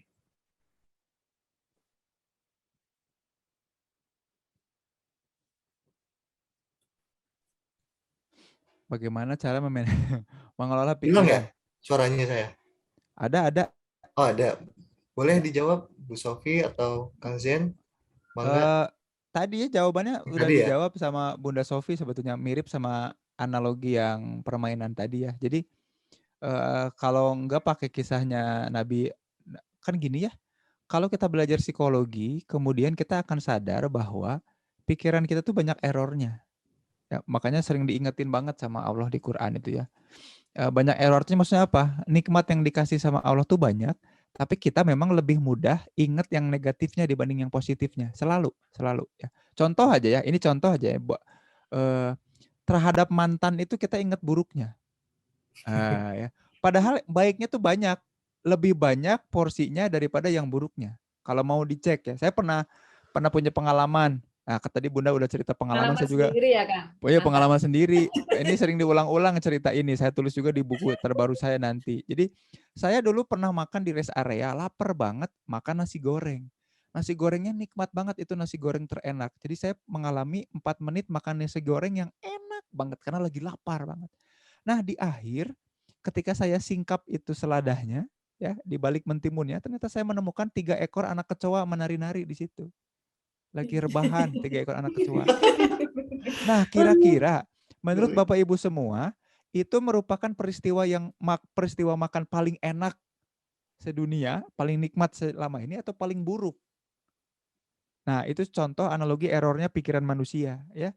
Errornya pikiran manusia ingatnya yang buruknya. Padahal si kecoa tadi nggak saya makan. Padahal si kecoa tadi cuman saya lihat paling nggak lebih dari 5 detik saya lihatnya kan. Saya tatapnya. Tapi kan saya selama 4 menit makan nasi goreng yang enak. Nah, yang nikmatnya itu sering kita lupakan. Yang kita ingat yang mana? Yang negatifnya. Nah, itu makanya ada tokoh di psikologi namanya Daniel Kahneman bilang ingatan kita tuh melenakan dan membuat ilusi. Dan yang negatif itu selalu muncul paling dominan dibanding yang positif. Yang positifnya 4 menit tuh nasi goreng, yang negatifnya cuma 5 detik. Kalah tuh.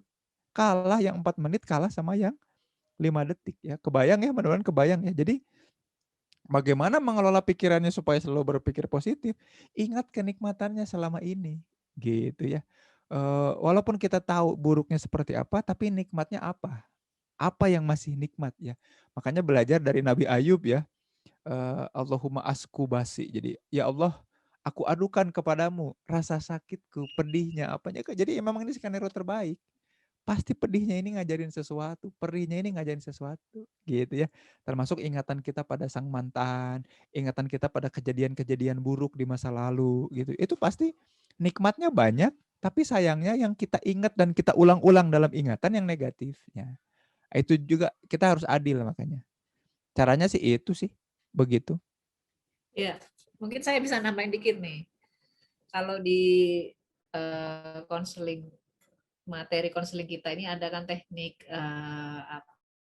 journaling ya, menuliskan apa ya. Kan ada teknik journaling itu macam-macam. Salah satunya yang mungkin bisa dilakukan adalah menuliskan hal-hal positif yang terjadi dalam hidup kita setiap hari, alias jurnal syukur lah kalau kita bilang ya. Jadi makanya sama Allah tuh kenapa kok disuruh bersyukur terus itu karena supaya yang nempel di kepala kita itu banyak yang positif ya. Yang negatifnya itu nggak nempel gitu ya. Karena itu tadi memang errornya pikiran itu, pikiran manusia itu selalu yang banyak nempel di kepalanya itu yang negatif, lebih banyak yang negatif daripada positifnya. Makanya sama Allah dikasih obat bersyukurlah gitu kan. Suruh bersyukur lebih banyak. Kenapa? Karena ketika kita bersyukur terus, kita ingat-ingat apa-apa yang baik yang sudah diberikan Allah dalam hidup kita, itu nanti yang negatif tadi itu terkikis gitu. Nah, itu caranya mungkin kalau secara konkretnya ya bisa menulis jurnal syukur setiap hari. Gitu. Itu dari saya tambahannya. Oke, terima kasih. Kita ada 2 pertanyaan nih terakhir.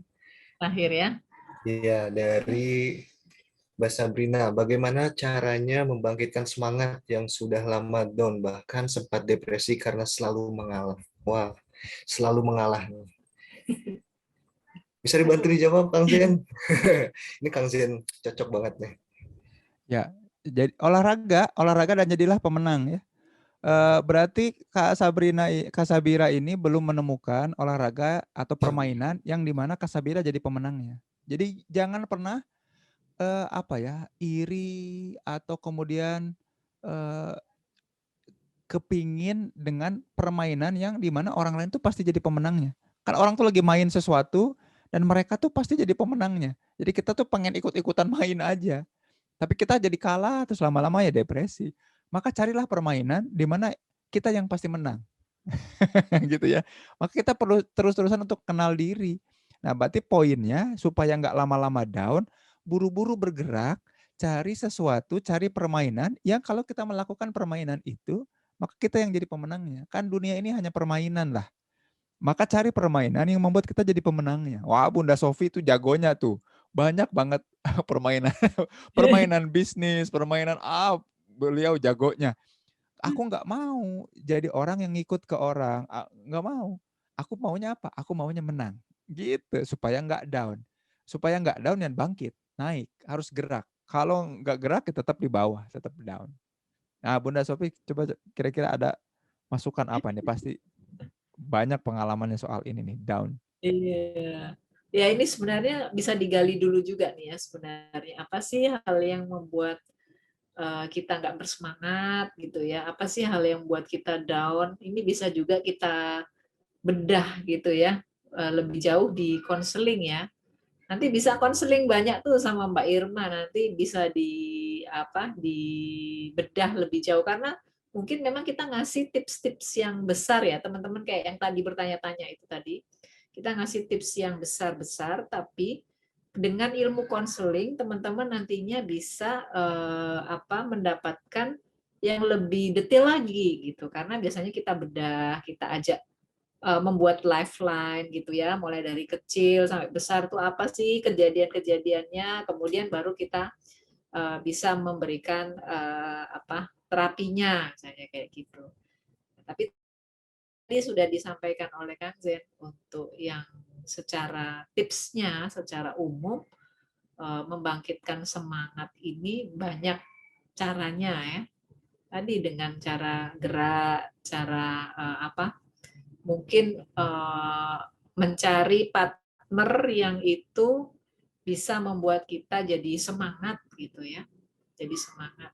Teman ngobrol gitu ya, curhat. Nah, itu bisa juga membuat kita jadi semangat. Banyak nih pokoknya yang bisa kita lakukan ya, yang bisa membuat kita jadi bersemangat. Karena orang yang nggak bersemangat itu sebenarnya imunitasnya juga rendah.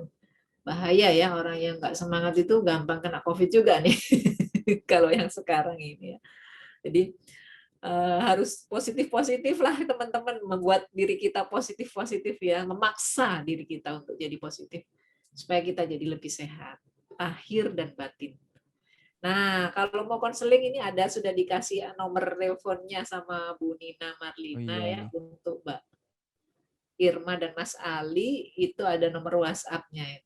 Silakan bisa dicatat, bisa curhat, ngobrol dengan beliau berdua. Udah ilmunya lumayan banyak tuh. Dari berbagai kelas-kelasnya di Happy Counselor ya, di Kampung Hening. Itu aja mungkin. Terima kasih. Oke, terima kasih jawabannya Bu Sofi. Semoga bisa membantu Kak Sabira ya. Dan selanjutnya yang terakhir ini pertanyaan. Jika kita mempunyai luka batin dari perilaku kasar orang tua saat kecil dan ingin menyembuhkan saat dewasa ini, tetapi perilaku orang tua masih sama aja kasarnya, dan kadang sering banget ke-trigger sama luka batin yang dulu. Kalau gitu kita nggak bisa sembuh ya? Gimana nih, Bu Sofi, Kang Zen? Bisa lah. Bisa Bisa, semua dong. luka bisa sembuh. Nah, tidak ada luka yang tak bisa sembuh. Cie, Iya. puitis. Kalau berbekas, iya. Tapi ketika bekas kita lihat kok jadi sakit lagi kan aneh. Iya nggak? Misalnya gini, kalau luka itu kan pasti sembuh. Tapi menimbulkan bekas, iya. Tapi kalau kita melihat bekas luka terus kita jadi sakit lagi sama seperti kita ketika mendapatkan luka, itu yang ada yang salah pada diri kita berarti. Ah, itu yang butuh di terapi, butuh di konseling ya. Maksudnya, tapi apakah sembuh? Sembuh. Dan seringkali malah justru luka-luka batin itu jadi energi. Jadi buat buat Bu Ajeng atau Kak Ajeng ini ya, saya saya nulis mudah-mudahan nanti bisa terbit. Saya bikin penelitian soal itu ya. Jadi orang-orang yang justru punya luka ternyata tokoh-tokoh besar dunia. Ah, ada tokoh namanya Einstein ya. Hmm. Einstein itu bareng sama beberapa ahli psikologi namanya Einstein, dia ngumpulin ngumpulin semua orang terkenal dari tahun 1800-an sampai 1950-an. Sampai ke Barack Obama, Presiden Amerika. Dikumpulkan tuh nama-nama orang terkenal dan mereka menemukan apa? Fakta yang menarik. 70% dari orang-orang terkenal itu adalah orang-orang yang orang yang ditinggalkan oleh orang tua, mendapatkan perlakuan buruk dari orang tua, gitu ya. Ternyata orang-orang menonjol di dunia adalah orang-orang yang bisa menjadikan kekurangannya, khususnya berkaitan dengan perilaku orang tua, menjadi hal terbaik bagi dirinya. Itu juga jadi penyemangat saya Kak Ajeng karena saya pun mengalami hal itu ya. Jadi kita ternyata punya kesamaan. Bedanya saya berdamai dan mau menjadikan itu mengoptimalisasi itu sebagai potensi, Kak Ajeng mau nggak seperti itu? Gitu. Jangan sampai kita malah menyalahkan luka-luka pengasuhan atas kehidupan kita saat ini. Jadi kita malah nggak benar hidup saat ininya dan sibuk nyalahin orang tua. Kebayang nggak? Aku begini itu nggak bisa public speaking, di kantor jadi pendiam, aku nggak berprestasi, gara-gara luka orang tua. Nggak boleh, dibalik justru. Gara-gara luka pengasuhan orang tua, aku berterima kasih ya Allah, Engkau nitipin aku ke orang tua macam ini, aku jadi belajar. Aku jadi sayang sama orang tuanya, jadi wasilah buat saya. Gitu. Saya Betul. jadi wasilah buat orang tua saya, jadi jalan buat orang tua saya untuk mendoakan, kan gitu. Itu yang penting. Iya. Begitu. Nah, saya juga punya cerita itu kalau tentang orang tua. Kan saya juga punya luka batin terhadap orang tua ya. Sedulunya itu, saya gayanya dulu kayak gitu, Kang, saya menyalahkan orang tua ya kan. Oh, Benar. gara-gara ibu saya nih kayak gini saya. Saya itu keras banget, emosional. Tapi banyak hal positifnya yang itu ketutup waktu itu saya ya. Jadi karena keras itu beliau disiplin, beliau ngajarin untuk ulet, untuk bekerja keras gitu ya. Nah, belakangan baru saya sadari, terutama di masa pandemi ini ya, ternyata ilmu beliau itu sangat berguna gitu. Ternyata apa yang diajarin selama ini, yang waktu itu saya anggap penyiksaan gitu kan, ternyata itu sekarang itu bisa sangat bermanfaat. Seandainya mungkin tidak diberi orang tua yang seperti itu, saya ya sekarang juga gampang stres, jadi orang yang baperan, kayak gitu-gitu ya. Padahal apa namanya, resilience ya, di zaman sekarang ini, di waktu, maksudnya jangan jadi baperan, jadi harus orang yang kuat gitu mentalnya, tahan terhadap ujian, adaptif gitu ya, terhadap masalah-masalah yang terjadi, itu dibutuhkan di masa pandemi ini gitu. Nah, itu saya mendapatkan hikmah, oh, dikasih orang tua yang seperti itu oleh Allah, itu ternyata sekarang ini yang saya butuhkan gitu. Ilmunya beliau itu baru saya butuhkannya sekarang gitu. Itu mungkin salah satu contohnya. Alhamdulillah, luar biasa. Terima kasih atas jawabannya. Mudah-mudahan bisa menjawab ya, Mbak Ajeng. Dan gak kerasa nih kita udah Iya, hampir 2 jam ya ngobrol di sini. Kita bisa-bisa diskusi, kalau kita belajar diterusin sampai bareng malam subuh ini. ini. Mudah-mudahan semuanya bisa dapat ilmu yang bermanfaat dari sini. Amin. Amin. Ngomong nih, jaringan saya itu lagi down ya. Jadi di sini nge-freeze semuanya. Apakah suara saya kedengeran? Kedengeran. Kedengeran. Asal jangan mental yang down. Yes. Gimana, Bun? Ya, boleh, mau diakhiri Mas Ali, silakan. Oke, jadi teman-teman, alhamdulillah ini event pertama ya saya dengan Mbak Irma untuk memperluas manfaat dari Kampung Hening, karena kita di Kampung Hening itu kita punya visi Indonesia sehat mental. Jadi siapa sih yang perlu sehat mental, ya kita gitu.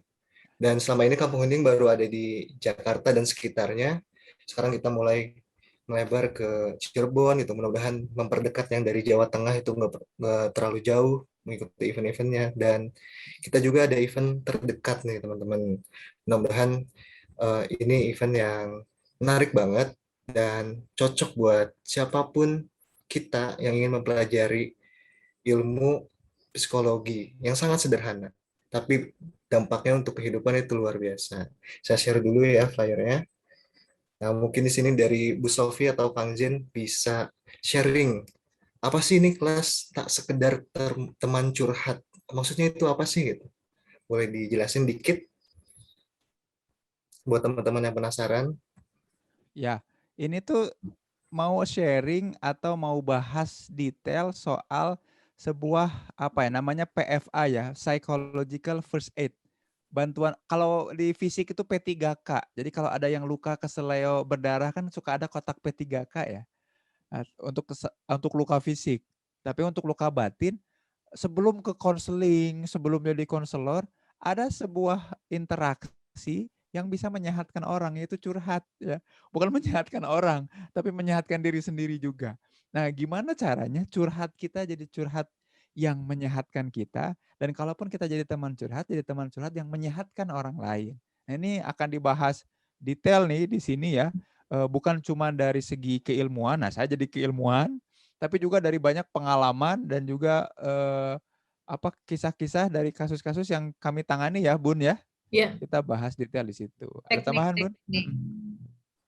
Teknik-teknik apa aja, Bun nih yang mau Ini di-sharing nanti? belajar konseling sederhana ya, cara-cara yang dasar, yang misalnya kalau misalnya ada yang datang kayak tadi tuh curhat itu, terus apa sih yang harus kita lakukan pertama kali? Nah, itu kan. Apakah diem aja, bengong? Apa minta ditraktir gitu ya? Apa terus langsung kita ngasih saran gitu? Itu ya, banyak caranya. Gitu Mas Ali. Oke. Nah, itu kita akan adakan di Cirebon, insya Allah hari Minggu 8 Agustus. Acaranya 1 hari, singkat banget. Dan kalau teman-teman yang tertarik gitu, bisa orang tua untuk mendengarkan curhat antara pasangannya atau ke anak-anaknya, guru, dosen, mahasiswa, kemudian pimpinan, dan tenaga medis, siapapun yang memiliki profesi dan tentunya ingin bisa ngebantu orang yang curhat ke kita, itu boleh ikut kelas ini. Disarankan banget untuk ikut kelas ini. Karena apa? Karena insya Allah dengan kita punya ilmu ini, kita itu bisa ngebantu banyak orang. Dan itu mungkin jadi sumber kebahagiaan untuk kita. Nah, itu kelasnya silahkan dicatat tanggal 8 Agustus, hari Minggu, di Hotel Santika Cirebon. Untuk informasi lebih detailnya bisa kita sharing-sharing di grup, atau hubungi langsung Mbak Irma Yunita. Ya. Nah, itu. Dan nantinya diharapkan bisa jadi tim ya di Cirebon ini untuk menggerakkan Cirebon, bagaimana supaya bisa berbagi kepada banyak orang. Kita juga ada kegiatan-kegiatan sosial ya, misalnya buka kegiatan konseling di masjid misalnya, atau misalnya kita konseling sama misalnya para napi ini ya, rencananya Mas Ali sama Mbak Irma ya, katanya mau ke penjara Tanggal gitu 7-nya ya. ya.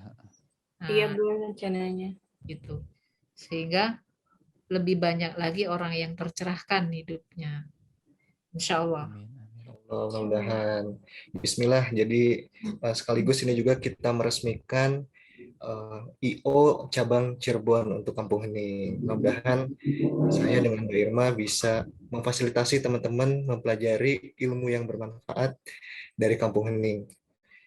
Itu terima kasih teman-teman untuk malam ini. Mudah-mudahan semua hal yang tadi disampaikan bisa menjadi ilmu yang dipraktekkan tentunya ya, bisa mengubah kehidupan kita dan kita bisa lebih bahagia dengan mempelajari ilmu psikologi. Terima kasih. Saya tutup. Assalamualaikum warahmatullahi wabarakatuh. Waalaikumsalam.